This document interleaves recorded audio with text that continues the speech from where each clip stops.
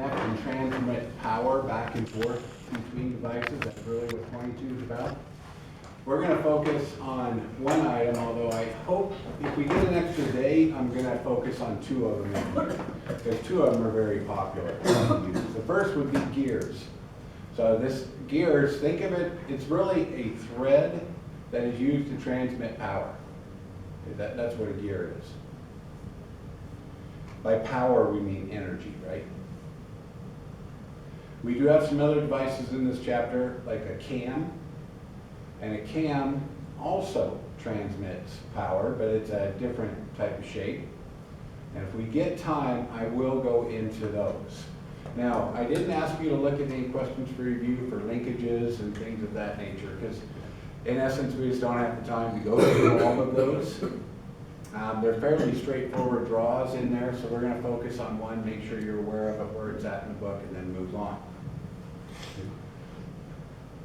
Now, keep in mind, as we go through this chapter, first thing we want to do is just kind of see exactly what a gear does, how to draw them, and how we represent them on drawings. So first off, a gear, this is primarily what it's for. It's used to transfer rotary power from one shaft to another, and we say rotary power. Okay, rotary power. If I have linear power, I'm using linkages or cams. Okay, this is turning, right, on a shaft.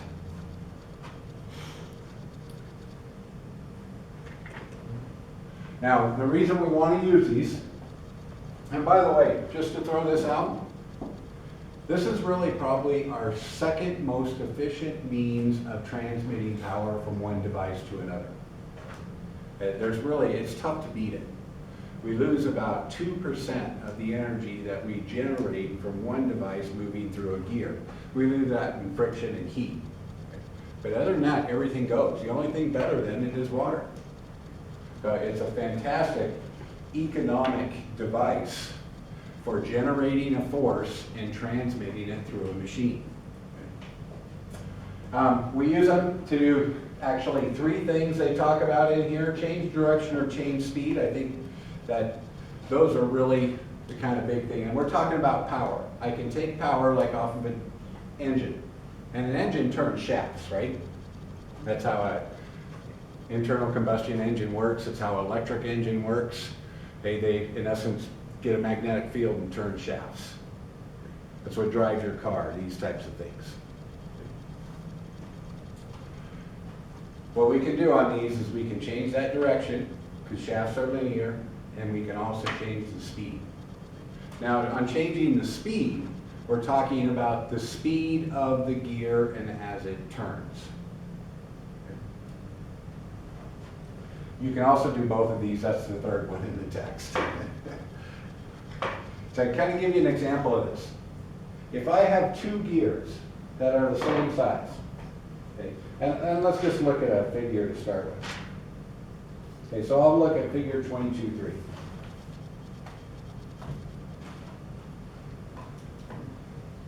So here we have two spur gears that are interlocked.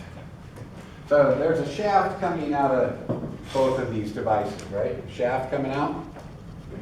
Now we've got an engine attached to one of these two shafts. In this case, I'm going to say let's attach it to the smaller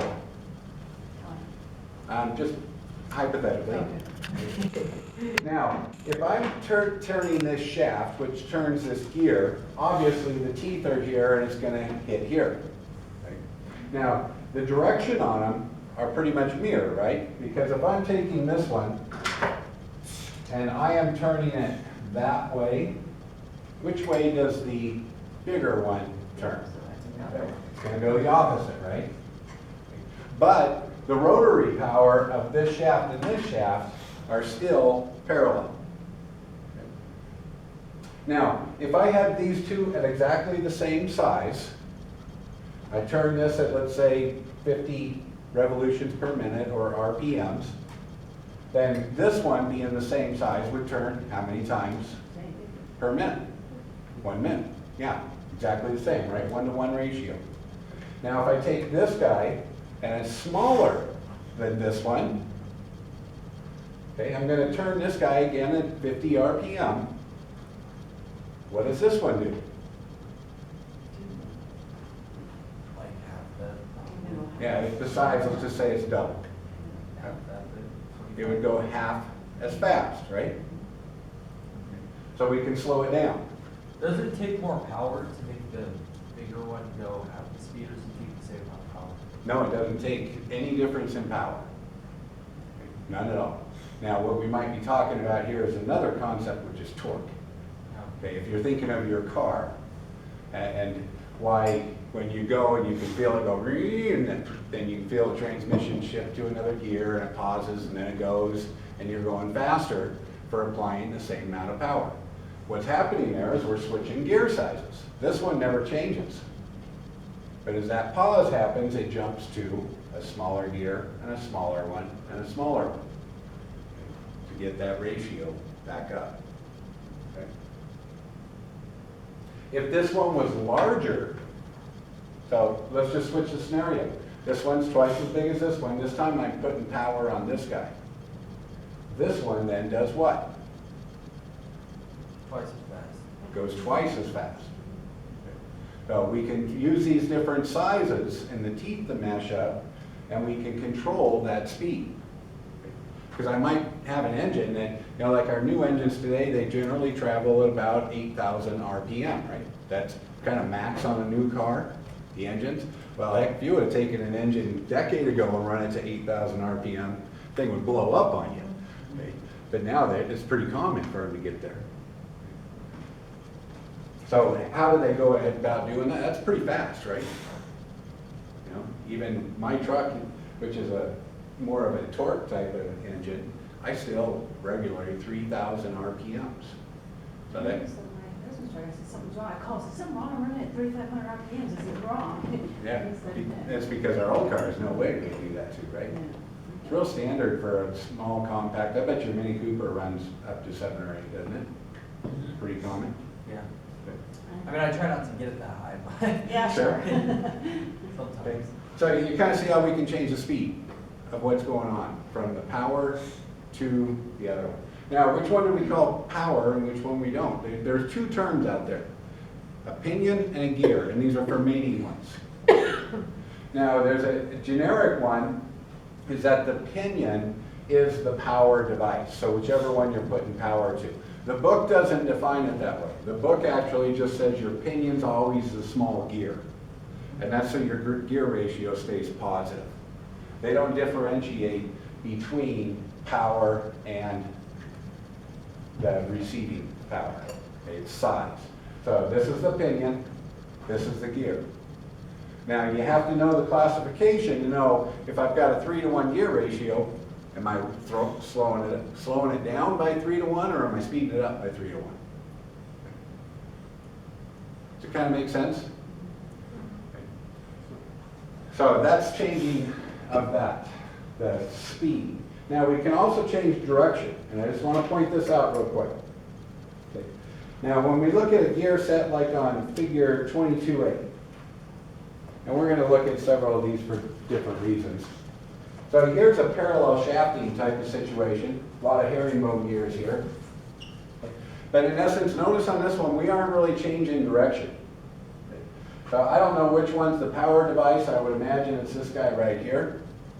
And that big shaft right here is turning, and then these all turn, and the force is parallel to it. We changed the location because we got the distance from the center of the shaft to the gear, and then the next one over, right? We changed the location, but not the direction. So in essence, these are in a parallel situation. What if I need to go 90 degrees or something of that nature? Well, then we start looking at different types of shafting gears. So you're going to see that these things are really kind of classified in two reasons. One is how it sits on a shaft, and two is the shape of the tooth that we use. So we kind of need to look at those two. Shape of the what? The shape of the tooth used in the gear. Okay. So the shafting condition and the shape of the tooth. Let's go classification of gears. What's that? Classification of a gear. Yeah. Okay. And really, why do we have those two classifications? Because our shafting needs are going to point us to a set of gears that are developed for those shafting needs. The second thing is the shape of the tooth is how much pressure we're putting on it. Can I use a fine tooth or a plastic tooth, right? Doesn't have a lot of force on it. Do I need to go metal? Do I need to make it thicker? Like a knuckle or an Acme thread, those forms that you saw back in chapter 19. Let's kind of look at those classifications. First one is by their tooth shape. I'm going to run through them by their tooth shape. Spur gears are the most famous here. We'll go back to figure 23.2. 22.3, excuse me. These are spur gears. Spur gears are without a doubt our widest used gear. They're big. I've got some here I'll pass around. Spur gears. Now the reason we call them spur gears is at the end of the tooth, or the tooth profile, looks like spur, right, on the back of a old cowboy boot. Okay? This one's still got some pretty good teeth on it. Okay? This one's a plastic one. It actually came out of your drafting tables. Okay? Those big ones back there. I'll show you these later because it's a good example of a rack. But if you look at the shape of the tooth of this one, this one's still fairly intact, so pass that one around. Spur gear. Now, why is this one good? Because it uses an Acme tooth thread for the most part. They run very quietly and work well together. And they're capable of a lot of force because it's got a real thick base on it. So that's your spur. We're going to kind of concentrate on this one because it's your most popular one. So it's used because it's quiet, it has lots of force. Was there another reason? No, that's about it. It's just a good all-purpose gear. Satisfies most of our needs. Figure 22.4 shows a bunch of spur gears here. They can be, the thickness of them will vary, but it's the tooth profile that we're looking at here. It really meshes well. We're putting high torque on it. We can put many of them on the same shaft. And again, we can change direction, or excuse me, change speed with these very easily. Okay, so that's your spur. Spur gears only work in a parallel shafting condition. Your shafts have to be parallel.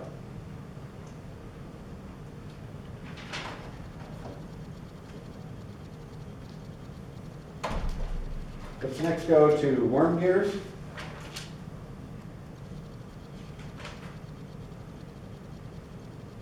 Worm gears shown in figure 22.13.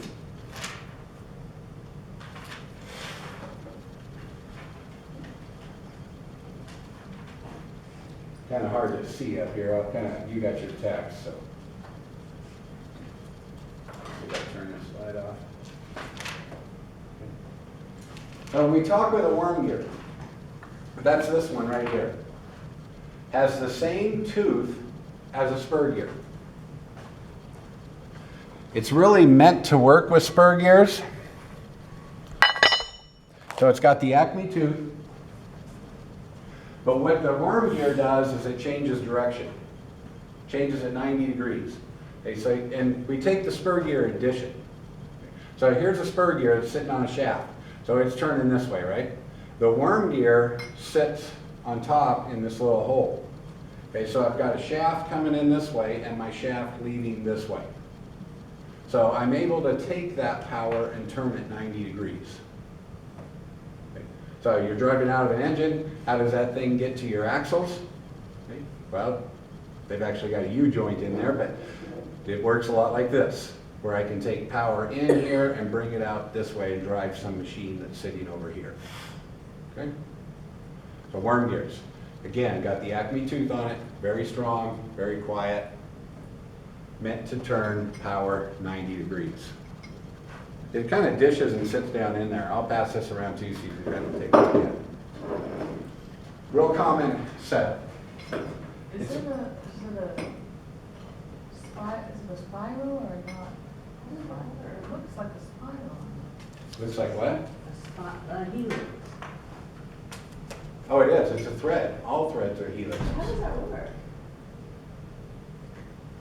Oh, yeah. Okay. Hold on to the bearing. This is the bearing. Now turn. So, But this needs to turn. Okay, so when you turn, that's gonna turn, right? It's a little stiff. If you were to hold it together. No, it's not, you don't have it locked into shafts. okay. I'll let you guys figure that out. You explain that to me later. We'll hold that together. Yeah. I'm not a gear hand.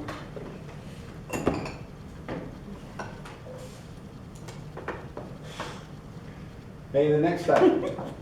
Wait, how does that? Yeah, go? exactly. We'll do that later. Steering. You gave us a puzzle, you puzzle. Yeah, good, go ahead and figure that one out. That. All right, let's go to bevel gears now. Bevel gears, page 1109.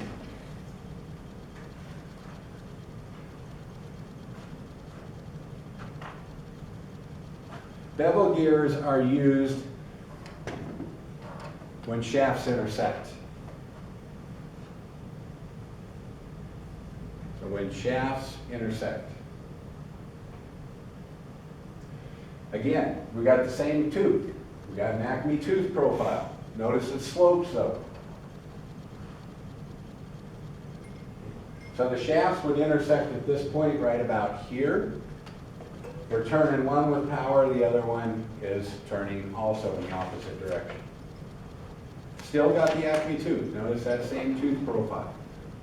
So it's more like, the shafts are like this. Yep, they'll intersect at a point. So anytime, even if I got a shaft that's, let's say I've got a shaft that's running straight, I can do this a lot of different ways. This is, whenever I get into a weird situation, this is my first choice. So my shafts are meeting like this such, and what I want to do is gear this side and gear that side. And if I was to continue those shafts, they would hit, right? Now, keep in mind, you could also do it where I'm running just a shaft, and let's say my gear's sitting here, and I had to drive some power device off of here. I can set a gear right in there to work off of it. And then maybe have another one right here and drive another one. I can do a lot of different things here.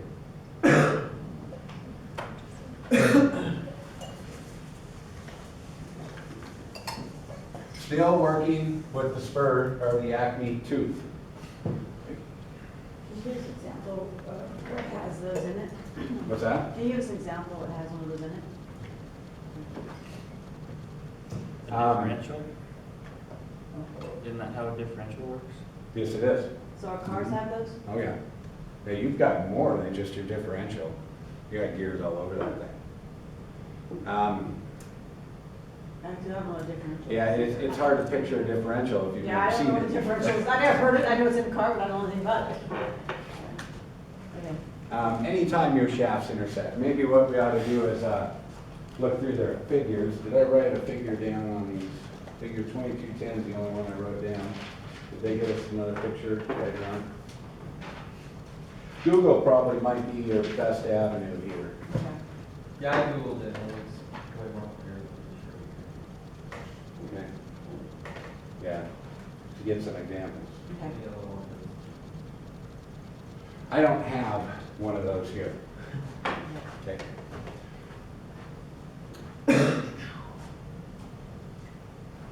Next one's a gear rack. This one's 2214.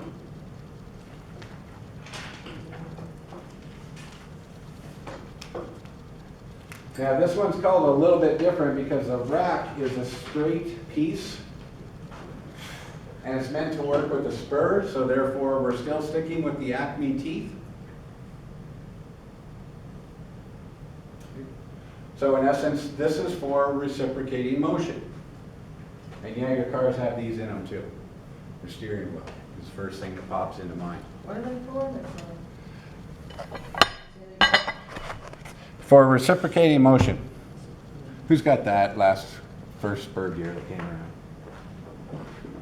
I've had some.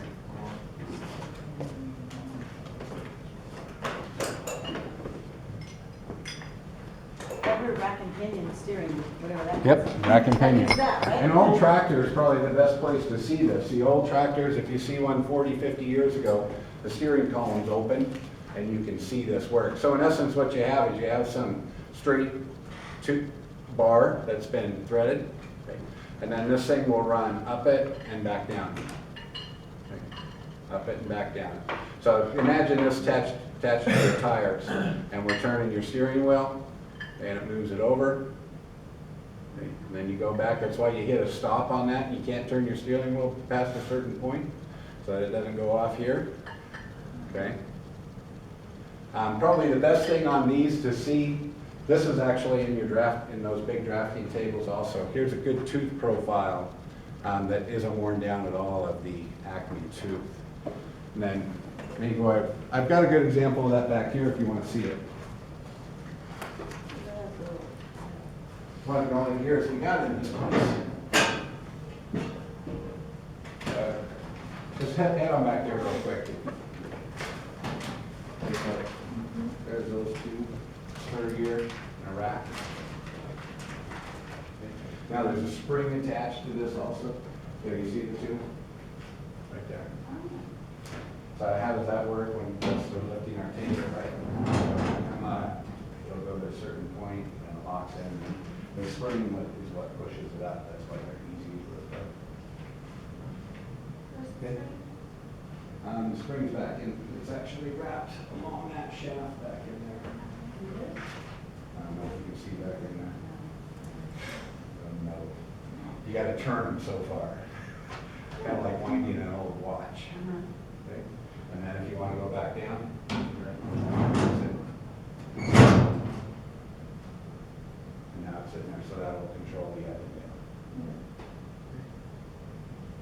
But a good example of how we use it.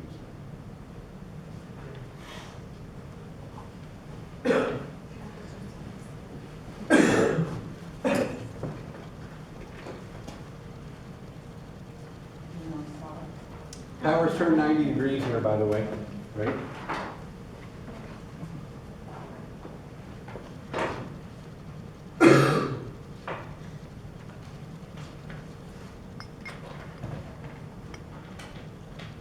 Okay, we have some other types of teeth now. Let's start with the herringbone. This is on figure 22.9. I don't have one of these either. A herringbone is a self-tracking gear.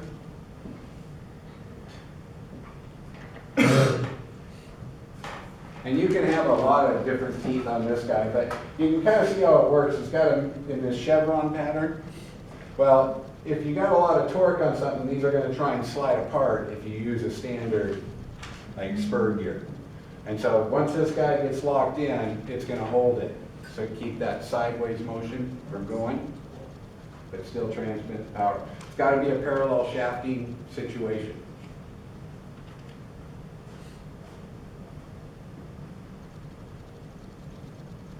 Why would you use that if you're going parallel, do the same thing other than just the plain Acme one? Shape. Because you've got torque, you've got side pressure. Zach has more torque. Okay, that's what you Yeah. said. Oh, did you say that or? No, but, no, if you have torque System. in your system, then it stops it. Most of these gears are bolted onto a shaft with a keyway or a set screw, something like that.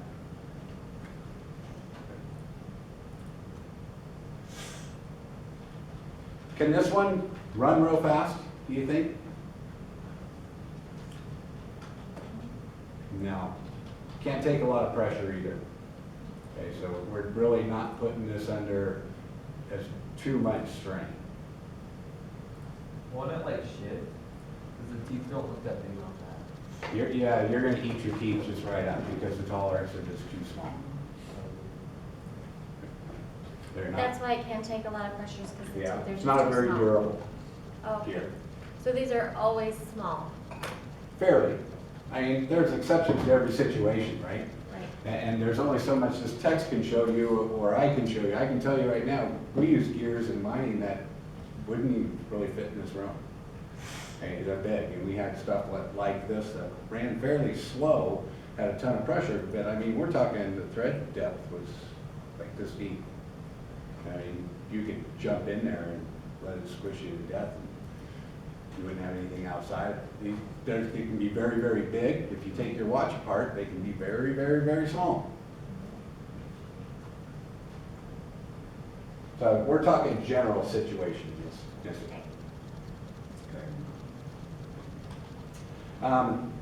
The helicals, right here.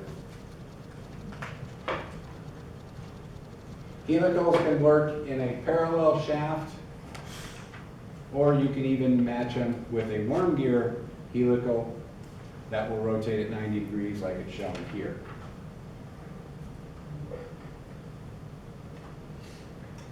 Now I do have quite a few of these, so you can kind of see the situation.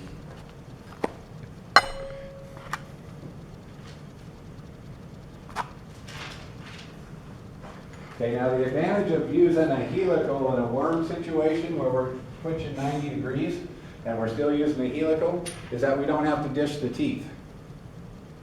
Okay? So they'll sit like here. So here's a helical on a worm gear, or the worm situation. Now it's matching up like here. Now this one won't turn exactly 90. Okay? So as one of them turns, the other one turns.